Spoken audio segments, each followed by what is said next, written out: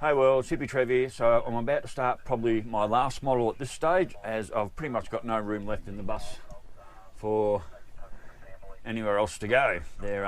All my shelves are pretty full, so roll the intro. Hi, Hippy Trev here, and welcome to my channel. Hope you get something out of it. Rightio world, so this is what I'm starting on next. It's the last one I've got. It's my 65 Impala. It's a Revell kit. It's not too bad. It looks fairly straightforward. Now, I was waiting for the local hardware, hey Kimmy, to get some painting for us, but before the floods and rains and no trucks moving, she hasn't been able to get any new paints and stock in. So basically, I just went with what I had in the shed, and what we had in the shed was grey. So I've gone with a grey outside of the car.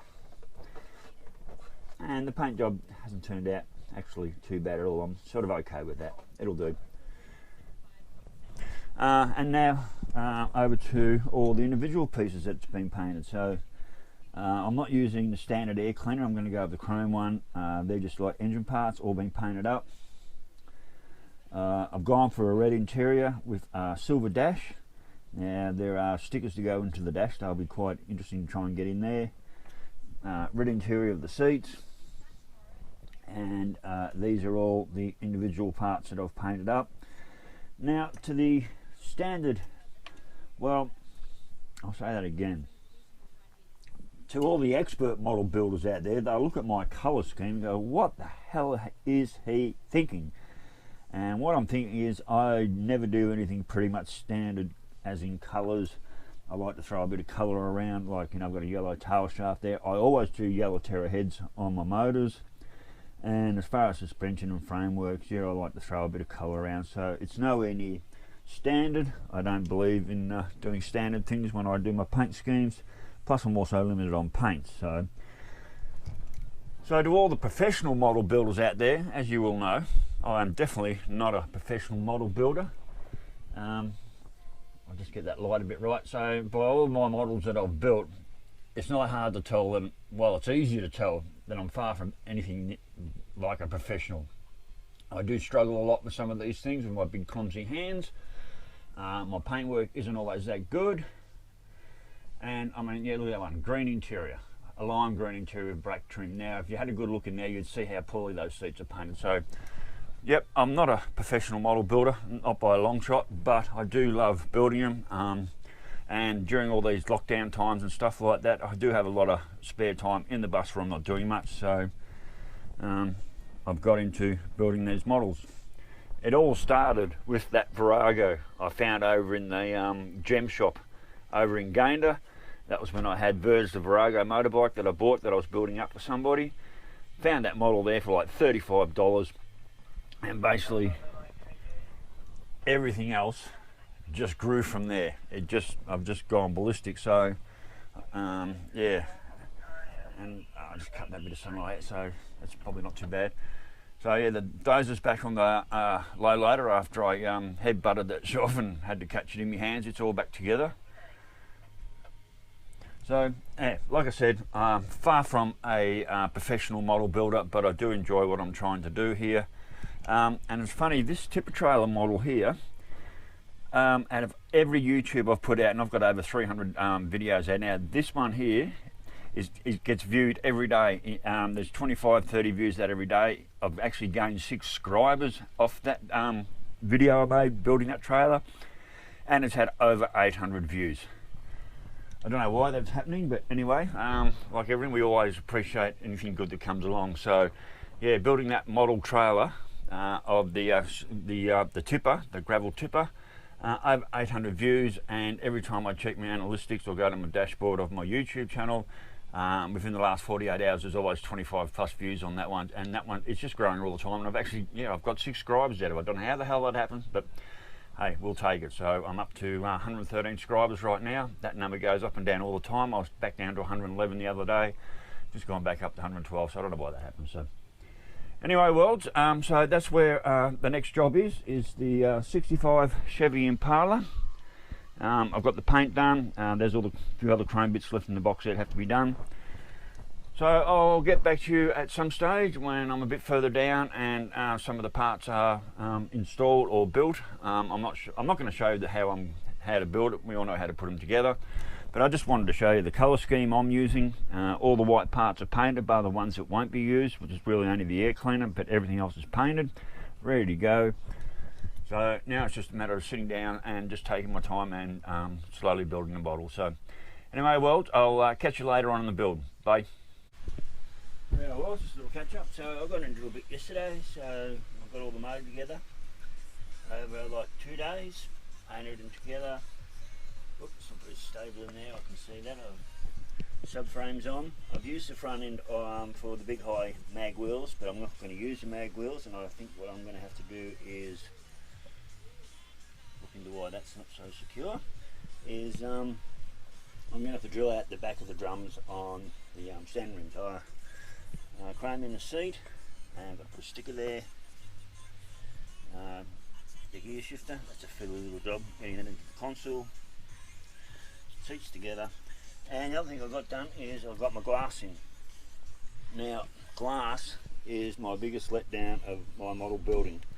I normally use just normal model glue, but I watched quite a few of the professionals and they use this stuff called hodgepodge. I've tried using it a couple of times in the past and made an absolute disaster of it, and basically just sort of never used it. So this time I'm going to make it a really good try and have a go at it. So the glass is in. I'm too scared to tap on anything to see how secure it is, and I basically, it is still and did still end up a little bit smudgy. Glass is probably the two things I hate about my modelling the most is side mirrors. They're fiddly to do, and getting glass in without any smudge and finger marks, and I've never really been able to do that. Tail lights are in as well, that's ready. So yeah, the hodgepodge definitely worked better, but it also took an extra 2 days because it's a very slow drying glue, and you just got to do one window at a time. And you know, I did the back window, done that and let it sit for a whole day before I was going to touch it again.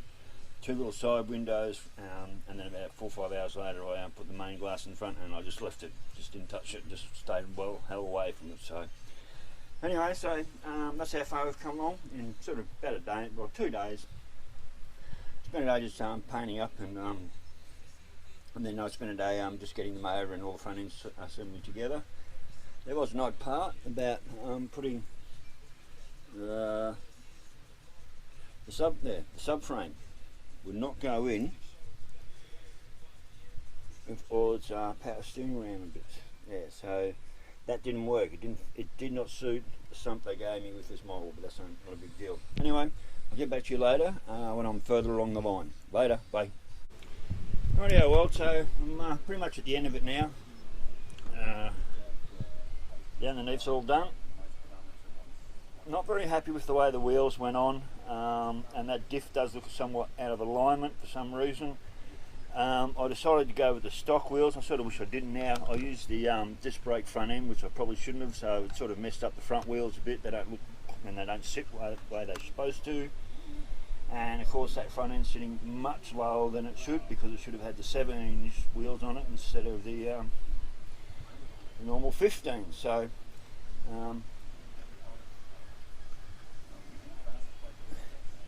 motor and everything's all in there. Decal's not too bad. Interior's all in there. Probably can't see that well in there.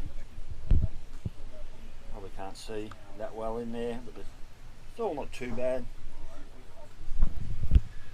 So much for their hodgepodge glue. I used their hodgepodge glue, and there is a big, probably can't see it, the front windscreen's moved. There's a big gap in the front windscreen because it moved, and also the front driver's side vent window, it just fell out. So as far as hodgepodge glue, as far as hodgepodge glue is concerned, I will never use it again. I'll go back to the normal glue and just put up with the mess I make. The paint job has let me down as usual, and I've still got a few little things to do to finish this off. I've got some decals to put on. Still got some door handles. I've got to drill out a hole in the front guard for the antenna, which I think is on that side. But overall, this model isn't far off being done, so I'm going to call it complete. And with both the bonnet hinges on, the bonnet just doesn't, I cannot get the bonnet in squarely, and the bonnet just doesn't fit properly at all. There's gaps all the way around, but anyway, that's the 65 Chevy, pretty much complete, apart from a few decals, some door handles, and a antenna, which I've got to drill a small pilot hole for to get that on. I might remove those wheels and put the 17-inch mags on just to make it look better, because at the moment I'm really not happy with the way those wheels and rims are sitting. And yes, the paint job, as normal, did let me down.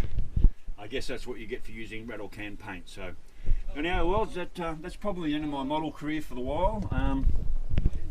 I don't really have any more room on these shelves. Maybe I might be able to squeeze one more in there. I might be able to get a bike in there, who knows.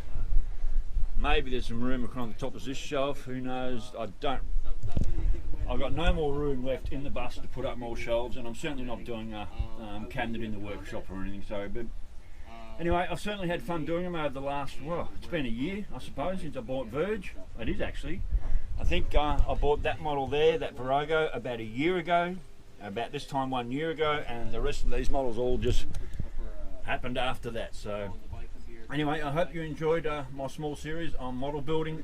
As you know, I'm not a good model builder. My big clumsy hands, I'm messy, I'm shaky, and I'm far from what you'd call a professional model builder, but I certainly did have fun and some very frustrating times building all my models. So anyway, worlds, you know the drill. Stay safe, keep your knees in the breeze, and I'll catch you later. Bye.